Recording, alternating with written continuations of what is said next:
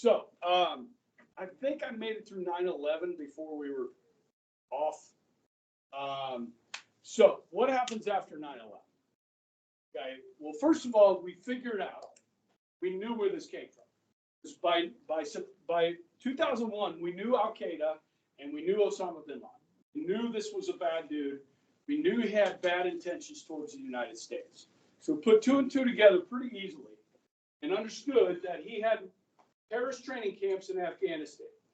Now, the ruling government over Afghanistan, kind of, nobody truly rules all of Afghanistan, is the Taliban that came in after the Soviets left in 1989. Now, the Taliban, guys, this is old school. Like, this would be like Old Testament, old school Islam. Okay, very, very restrictive on people. This is religious law.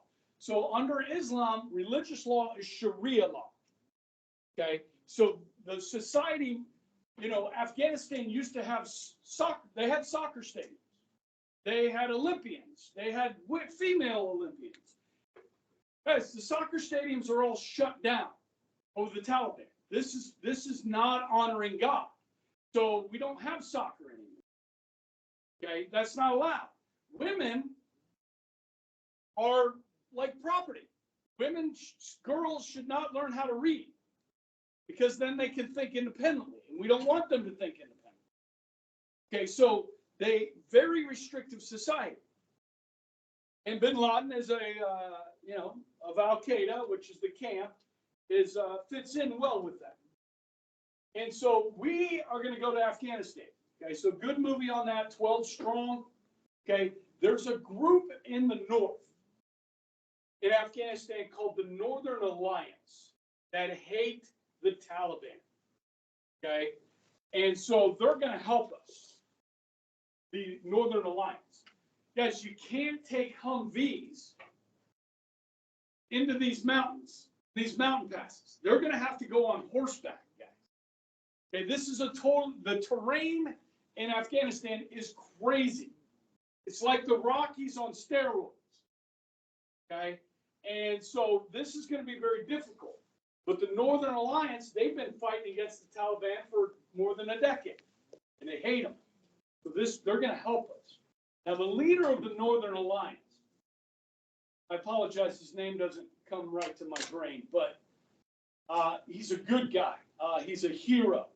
And we were in country for less than a year, and a news organization wanted to interview the leader of the Northern Alliance. And so he agreed to do this interview. Inside the camera that's taking the video for the interview is a bomb. So they go into this tent to do this interview, and they kill the leader of the Northern Alliance and several Americans as well. Okay, so that's a horrible thing. There was a good movie on that, and I still can't find this movie. I saw it one time on TV, and I haven't been able to find it. I don't know why, but anyhow. So that's going on in Afghanistan. That's 2001. So the goal is to get rid of Al Qaeda, and then that turns into get rid of the Taliban, which is going to be really hard. So the winters are really tough in Afghanistan. So what the Taliban does, they go, and Al Qaeda they go across into Pakistan, into the mountains, and hide in the wintertime. And then when the spring thaw comes, they come back into Afghanistan and kill Americans and Afghans that are allied themselves with the Americans. Guys, we tried for 20 years to help build an Afghan military force, an Afghan police force, and establish a government over all of Afghanistan. 20 years we tried. Okay? A lot of American treasure. A lot of American blood. Guys, we are talking about trillions of dollars we spent in Afghanistan. Okay? Bin Laden, who we thought was hiding in the mountains of Tora Bora up here, had actually escaped to Pakistan. And so Bush, who was president for 7 more years after 9/11, we never got bin Laden. It wasn't until Obama was president that we tracked him down. I don't know if that was in one of the videos, how we tracked him down. It was a CIA analyst, was a female CIA analyst. Found out who the courier was, because bin Laden would produce videos and then have a courier take them to media outlets and send them to media outlets, and then they would show what bin Laden was saying, hiding somewhere, what we thought was in Afghanistan. We started following this courier, the CIA agent did. He's tracked him to Pakistan, okay, just north of Islamabad, okay, which is the capital of Pakistan. He's hiding in a house with walls around it as a courtyard, okay. Found out he was there. We had great intelligence on it. We sent in SEAL Team 6 and we got him, okay. It was to capture or kill. Okay. And when they got to the top of the house, the top floor, bin Laden had a gun. And so we shot him right between the eyes. Okay. Grabbed him, grabbed all the computers, all the stuff we could grab out of that house. One of the helicopters hit one of the walls of the courtyard, and they had to destroy it. So everybody went on, they packed the other helicopter and they got out of there. What we did find out about bin Laden was that he really liked watching porn. Okay, this religious leader guy. And then we just buried him at sea. Okay. So we tried to win the hearts and minds of the Afghani people. Building schools, letting girls go to school. You understand? You're like, we're trying to help these people. We're building roads. The number one crop in Afghanistan, anybody know what the number one crop is? Poppy, which is used to make what? Heroin.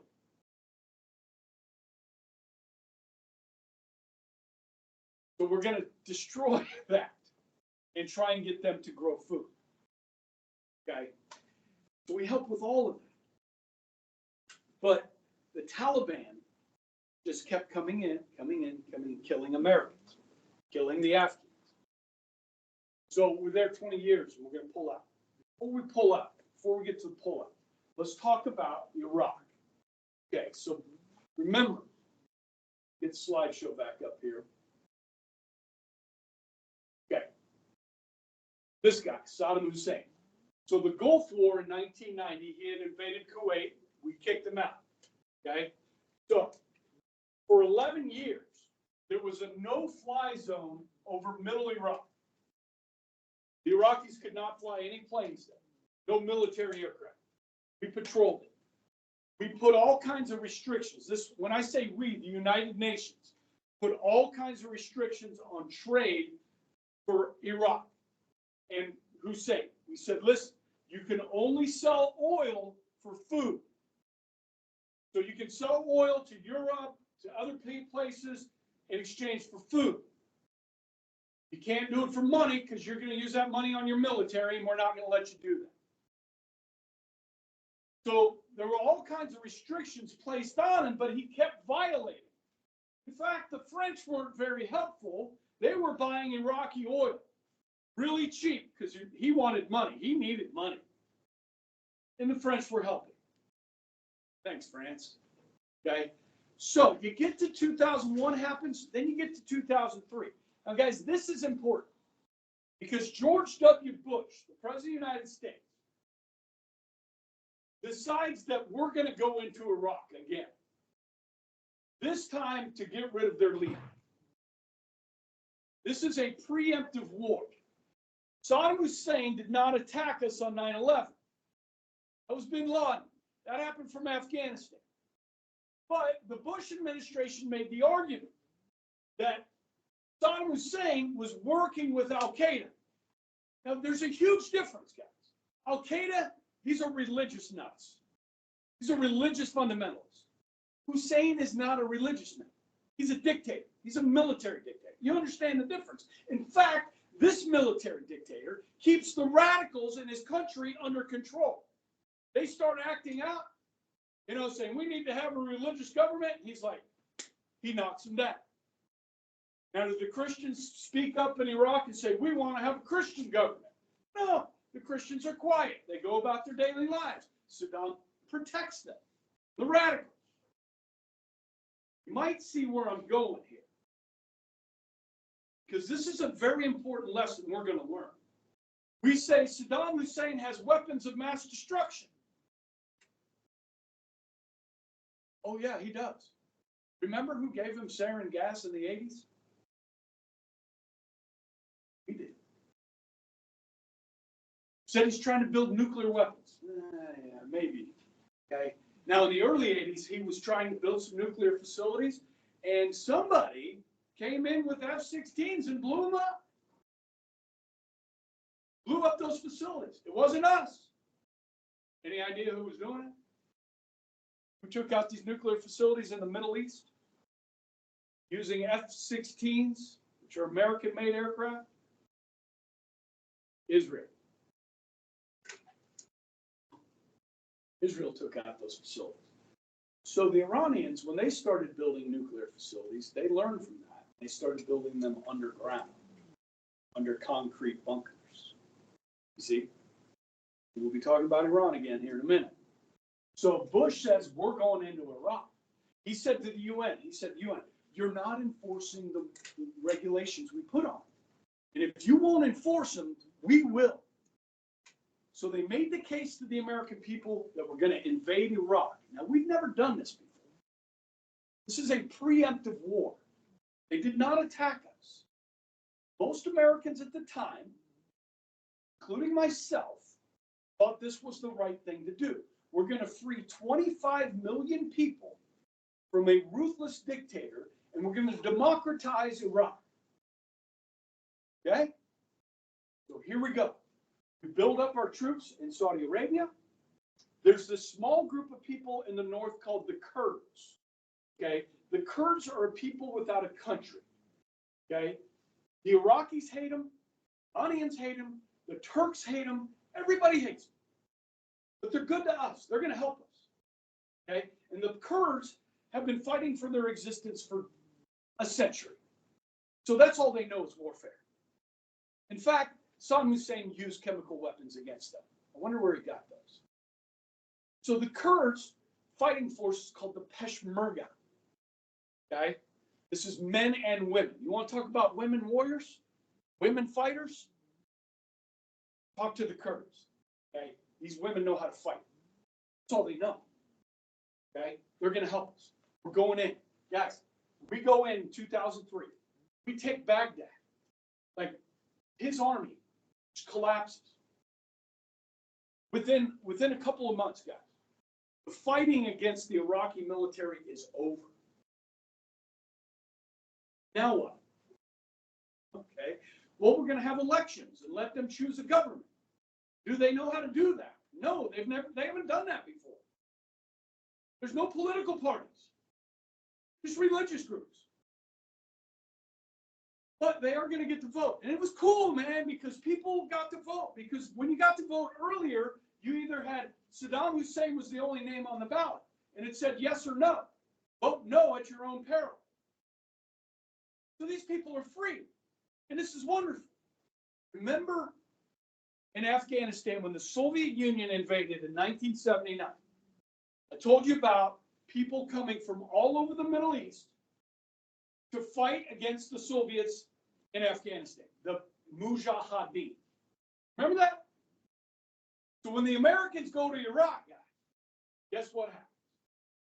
Insurgents come from all over the Middle East to kill Americans. That's the second part of the war. We defeated the Iraqi military. That was relatively easy. It's the insurgents that don't wear uniforms. And they are being supplied weapons and explosives from our good friends over here, Iran. Our Humvees, you guys know our Humvees, right? Well, when they hit a roadside bomb, an IED, an improvised explosive device, our Humvees don't have the armor to protect the soldiers inside.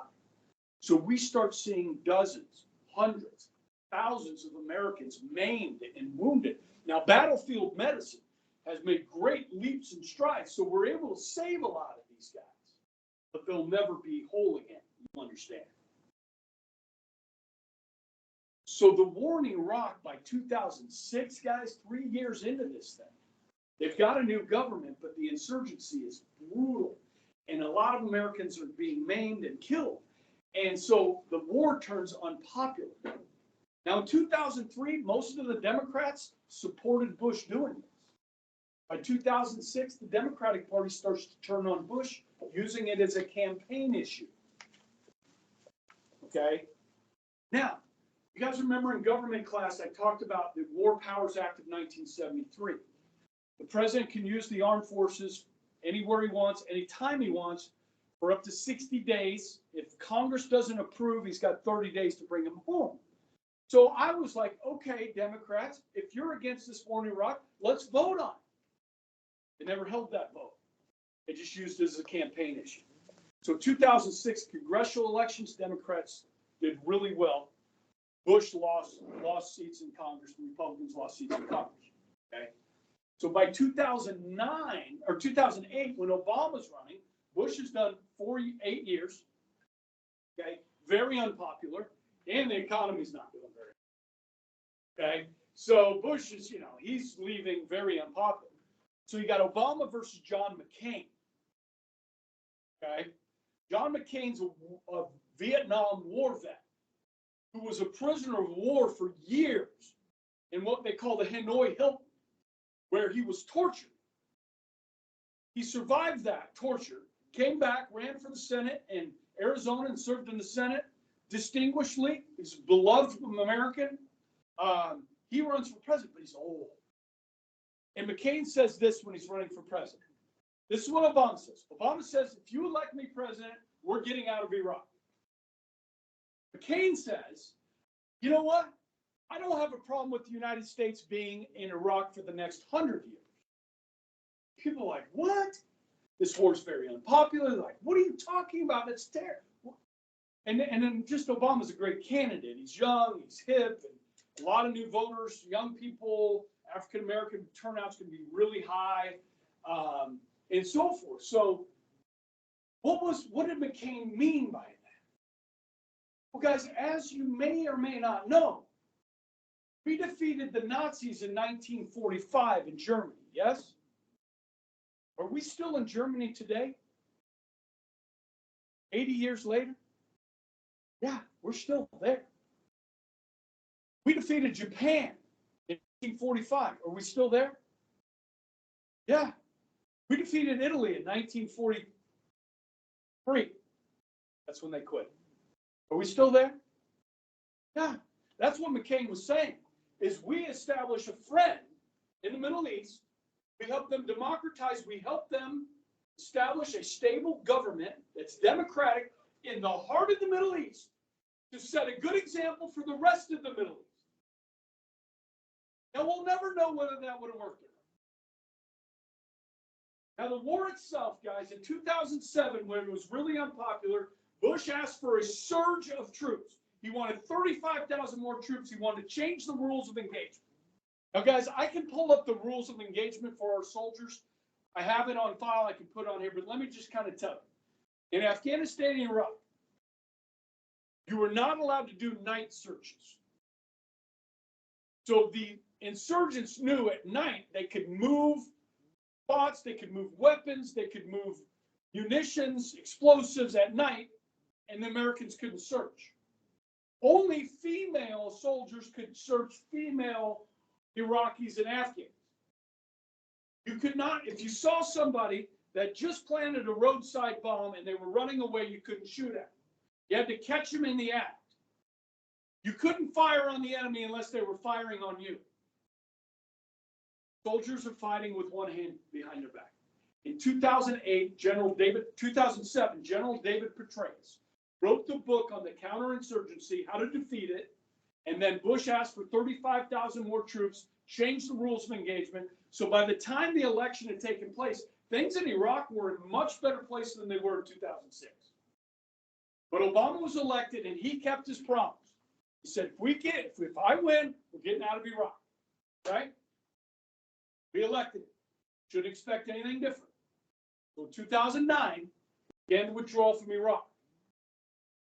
We're still fighting in Afghanistan, right? 20 years, okay? So we're getting out of Iraq. Iraq had a new government. They had a new military. They had a new police force. Was Iraq ready to stand on their own 2 feet in 2009 when we left? The answer to that question is no. Will they have ever been? I don't know. If we would have stayed 3 more years, could they have stood on their own 2 feet? Now, we left the Iraqi military, Humvees, artillery, and tanks. Okay? We left that for them. So, we leave.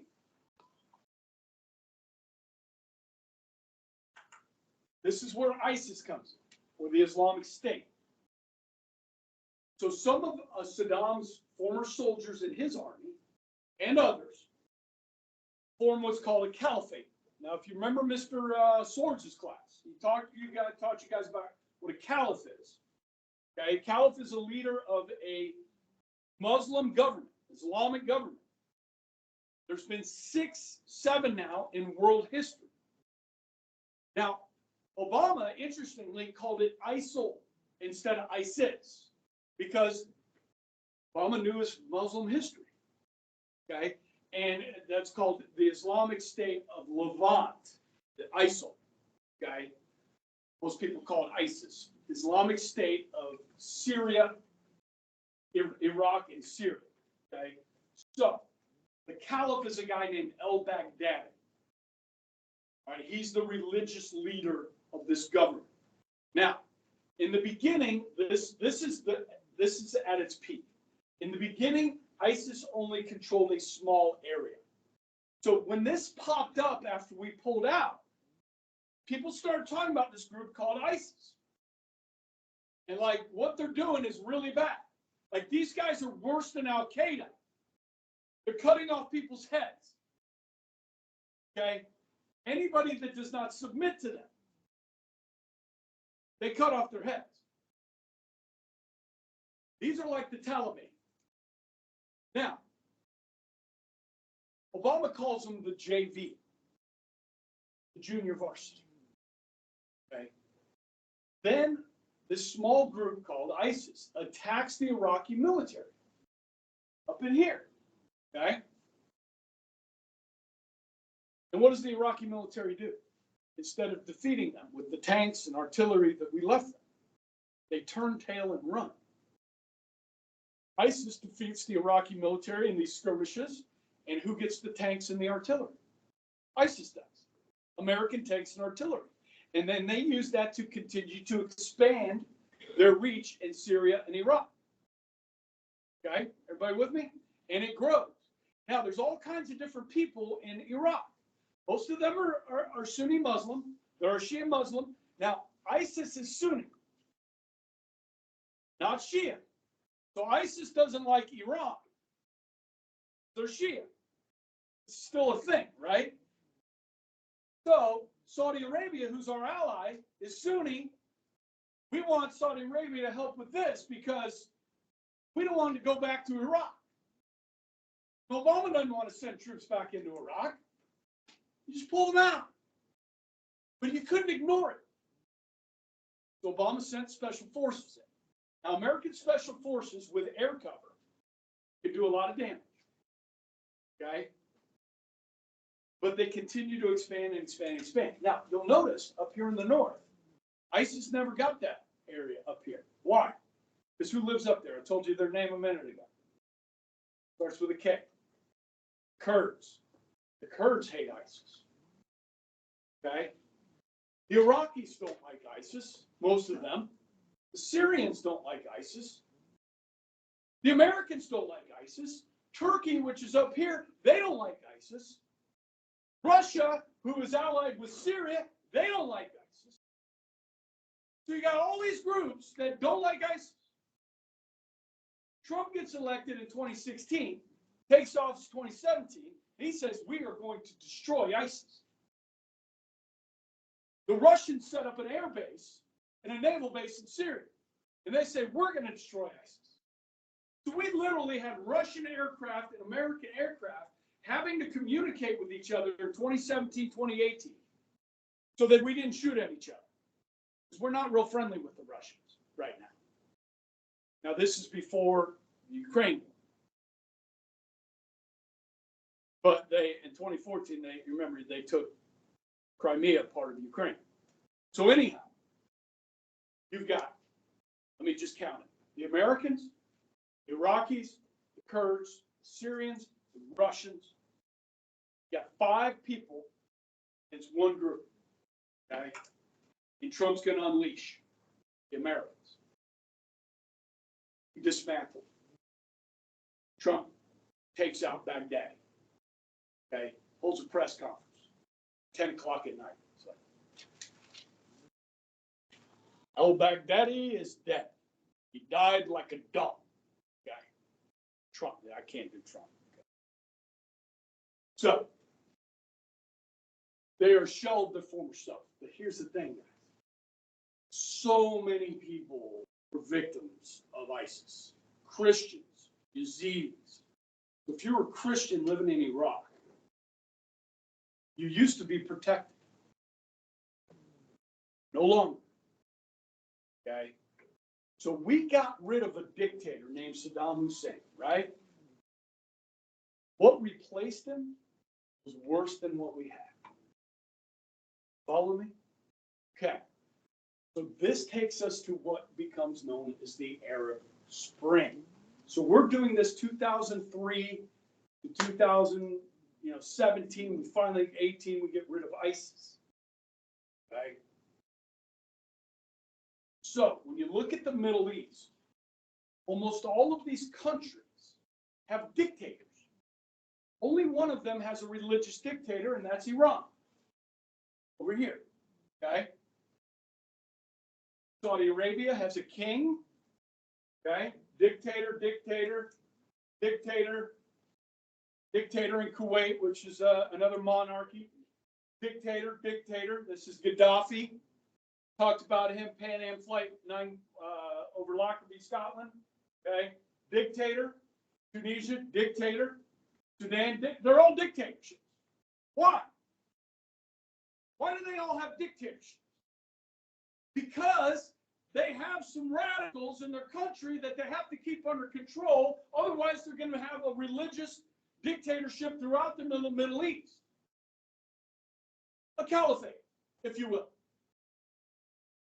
And a lot of people in the Middle East don't want to live under that. But 2009, Obama's first trip overseas.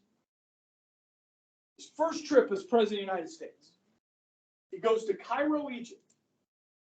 He gives a speech at American University. We're pulling out of Iraq, he says, right? That's what we're doing. We're getting out. And it's a great speech. You can go back to watch it on YouTube. It's about democracy. It's about self-determination of people. The people should choose their own governments and live their own way that they choose. And that's how we feel, right? So what this sets off is what's called the Arab Spring, okay? Where people are going to start overthrowing their dictators. It starts in Egypt, where Obama gave his speech. Now, guys, Twitter becomes the tool of organizing. Social media becomes the tool of organizing these protests and the overthrow of these dictators. Okay? It's freedom, man. It's freedom. It's right here. We're going to meet at 7 o'clock in Tahrir Square in Cairo. More than 1 million people show up for this protest. Their dictator is a guy named Hosni Mubarak. Right here. This is the Egyptian dictator. Okay? Now, guys, any idea on relations between the United States and Egypt? Are we good? Are we enemies? What do you got? We're good. We're good with Egypt. We're good with this guy. He's our guy. Is he a dictator? Yes. Is he good to his people? Does he still steal billions of dollars from his people?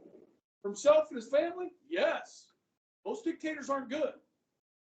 But he keeps the radicals in his own country under control. And yes, there are Christians and Catholics that live in Egypt and have lived there for centuries that are protected by the government.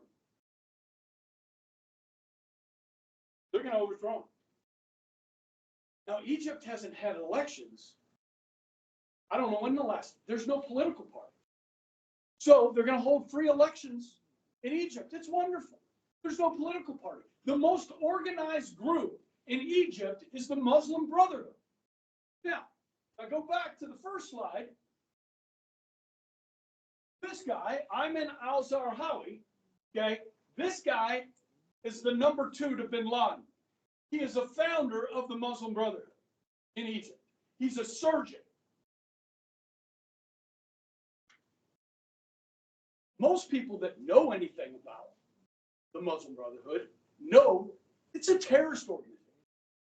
But they're the most organized group in Egypt. So they hold elections, and guess who gets elected to run Egypt? The Muslim Brotherhood. And guys like this. So, almost immediately, this new government starts imposing Sharia law on Egypt. So, ladies, you were walking around in blue jeans and so forth, or whatever you wanted to wear. Can't do that. They start taking them down this religious road. The leader of the Egyptian military said, we're not doing this. We're not going back to the Middle Ages in Egypt. Now, the leader of the Egyptian military is a friend of the United States. We do military exercises with the Egyptians and so forth. We know this guy. So after about 6 months, he overthrows the Muslim Brotherhood. This is a coup, you know, a military coup. Now, under American law, U.S. law, you can't recognize that new government of Egypt because they came to power through a coup. Okay? So what's the moral of the story? You get rid of the dictator in Egypt, and what you get is worse than what you had. Follow me? Persecution of Christians, persecution of anybody that doesn't go along. Okay? Or have we learned our lesson yet? Not yet. Okay, this is the Obama years, all right? Now, oh, you dog. Okay, let's go next door to Libya. Okay? Remember this thug? Gaddafi was responsible for the shooting down. We blew up his house. Remember, we thought his daughter was killed in this attack by Reagan. Yeah, this guy's been in power a long time. Again, military dictator, not a religious dictator. Okay? Now, in 2003, when we went into Iraq, the Bush doctrine after 9/11 was this. You're either for terrorism or you're against terrorism. That's the Bush doctrine. And if you're for terrorism, you're against the United States. And you've got a problem. That was the Bush doctrine, W. Bush doctrine. Gaddafi in 2003, when we invaded Iraq, he was shaking in his shoes because he thought, the Americans thought that he had weapons of mass destruction. They thought that he's already shown to be a terrorist. So he's thinking the United States is going to invade Libya next. And so Gaddafi comes clean. He's like, President Bush, I don't want to be your enemy anymore. I don't want to be, we're not for terrorism anymore. You guys can search my country, make sure we don't have weapons of mass destruction. We don't want to be your enemy. We don't want to be invaded. So Gaddafi's coming clean. Still, he's a thug. So by the time Obama is president and Hillary Clinton is Secretary of State, they decide we're going to help get rid of Gaddafi. So who are we going to help get rid of him? Well, all we heard from the news was that there were these Libyan rebels that wanted to overthrow Gaddafi. Well, if they're anti-Gaddafi, they must be good. Who are these rebels that we're going to arm, give weapons to? And we're going to use the U.S. Navy with cruise missiles to knock out Gaddafi's ability to make war against the rebels. And we're not going to put any troops in there, but we're going to help the rebels. And the rebels will overthrow Gaddafi. He will meet his end at the hands of the Libyan people. Yay! So now who's going to govern Libya? These rebels. Turns out these rebels are radical Muslims. Today, Libya is a failed state. So when we got rid of ISIS in Iraq and Syria, guess where they are now? In a failed state of Libya, where they can organize and raise money. Now, you may have heard of this thing called Benghazi. Anybody heard of Benghazi? Shoot, you're too young. Okay. Capital of Libya, where the consulate is. So the United States, the CIA, went into Libya after Gaddafi fell. We want to get rid of other dictators. Actually, Tunisia, they got rid of theirs too. Chaos. Okay. This guy in Syria, we want to help overthrow him. He's a bad dude. He's a dictator. He hates America. We want to get rid of Assad. Bashar al-Assad. Okay. But what's the CIA doing in Libya? Well, Gaddafi had a lot of weapons. Military dictator for decades. Who's going to control these weapons? You send in the CIA. Now, guys, they won't tell you this on the news. I heard this like the next 2 days after Benghazi happened. And then they never talked about it again. CIA was there running guns from Libya to rebels in Syria. Are these rebels good people? No. Okay. They turned on the CIA. The American ambassador to Libya was in Benghazi. His house got attacked. The CIA annex was a mile away. They killed the U.S. ambassador and 3 of his security guards. The CIA said, hey, they're under attack. Can we go help them? They were told by the Obama administration, more importantly, Hillary Clinton, because she's in charge of our ambassadors, the State Department, told them to stand down. The CIA. And after about 4 or 5 hours, and they're getting all these calls that they're under attack, they said, screw it, we're going. There's a movie on that that's about to expire on Netflix called 13 Hours, where the CIA guys went over there to hold off these fighters until the next day. No help came. This happened on 9/11, on September 11th, this attack on Benghazi. Not 2001, so this is like 2011, 12. Maybe later than that. So 4 Americans are killed, including the U.S. ambassador. Okay. Hillary sent her people out to blame this on a YouTube video. Like this guy in California made a video that was anti-Islam, and there were protests all over the Middle East because of this video, and that they got attacked because of this video. It's all BS. They were running guns, and they turned on us. But guys, you guys know what the AC-130 gunship? You know what one of those are? You seen Transformers? Movie Transformers? When they're in the desert and the things are coming out of the sand and they bring in this gunship. Boom, boom, boom, boom, boom. You guys haven't seen Transformers? It's a bad, guys, we have, in Italy, we have these. If they brought in one of these that night to lay down some fire, they would have scattered those people that were attacking the ambassador's house, the consulate. Hillary looked in the eyes of the families of the 4 dead and told them, we're going to get that guy that made the YouTube video. We're going to put him in jail. They blamed it on that. It was 9/11. CIA was running guns to Syria. So in 2016, when Hillary was running, she got beat up on it. But Hillary had a choice, and so did Trump. Whoever got president, I remember telling my students, guys, what we got in all of these countries that overthrew their dictators during the Arab Spring, what we got was worse than what we had to start with. Like, what are we doing? There's a reason there are dictators here. Okay? And when you unleash the radicals in these countries, you got blood. You got a lot of blood on your hands. That's what happened in Iraq. That's what happened in Libya. That's what happened in Egypt and Syria. So we wanted to get rid of Assad. Well, when Trump was elected, okay, we quit doing this. Said we're not going to overthrow another dictator in the Middle East. And guys, in 2003, when we went to Iraq and I said, I think that's the right thing to do, I was wrong. Was Saddam Hussein, was he a bad dude? Yeah. But did we know that bad dude? Could we control that bad dude? Yes.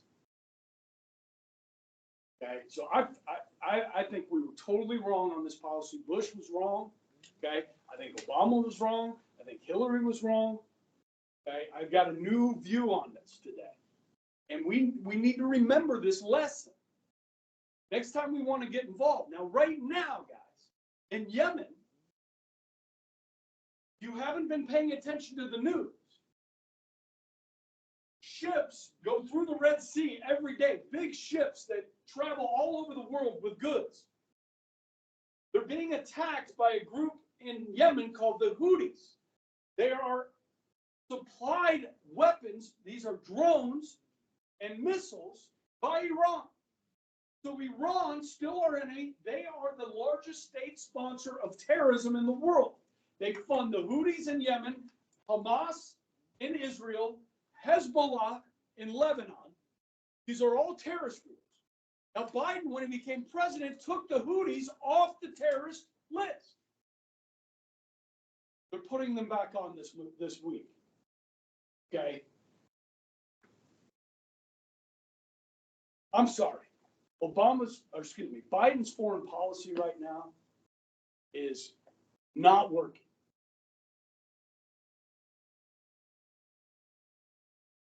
So, Yemen, we struck several sites there this last week. Anybody hear about this? Both the British and the Americans, we have ships here in the Red Sea.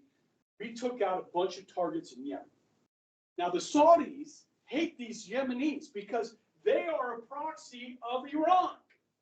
Israel, who is our friend, according to some in this country, is being attacked by the proxy of Iran, Hamas, and Hezbollah, a proxy of Iran, Hezbollah. And these groups, especially Hezbollah, have cells all over the world, including the United States. Because there are over 10,000, some say more than 20,000 people that are members of Hezbollah living in the United States right now, being funded by our enemy. Now, Iran doesn't have to get its hands dirty. They just give the weapons to these radicals, and they shoot at the people they don't like, which would be the Jews, the Americans, the British, the West. Okay, what are we going to do about it? We're not going to invade. Okay? But if you want this to stop,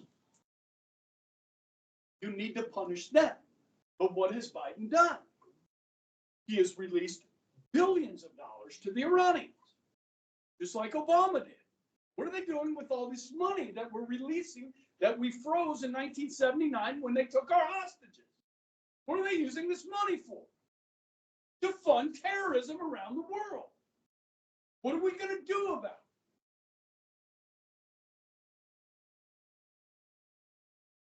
We got a war in Ukraine, got Israel in a war right now. We got these people shooting at civilian cargo ships, which can disrupt international trade.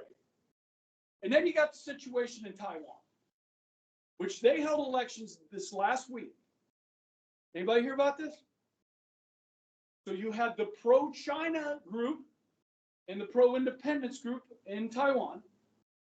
Pro-independence group won re-election. Okay? So, if we get too distracted by the Ukraine and the Middle East, does China see our weakness and try to take back Taiwan by military force? See, guys, there's a lot going on in the world. And hopefully, after the few days that I've done with you on this, you understand it a little bit better. Okay? The fact is, most Americans don't know half of the stuff I just taught you. Go ask a person on the street, do you know what the Arab Spring is? The Arab Spring is when we encouraged people to democratize and overthrow dictators in the Middle East.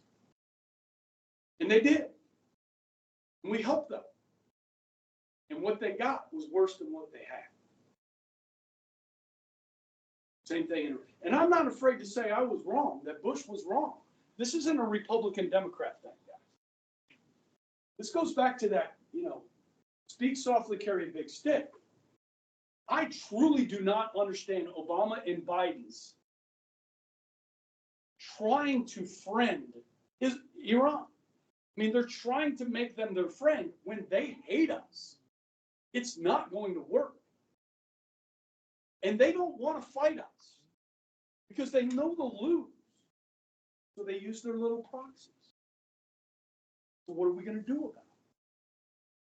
You can launch some cruise missiles into Yemen, and they had a huge protest after we took out these sites. They hate us. We're not going to war there. You understand? But we can do a lot from the air.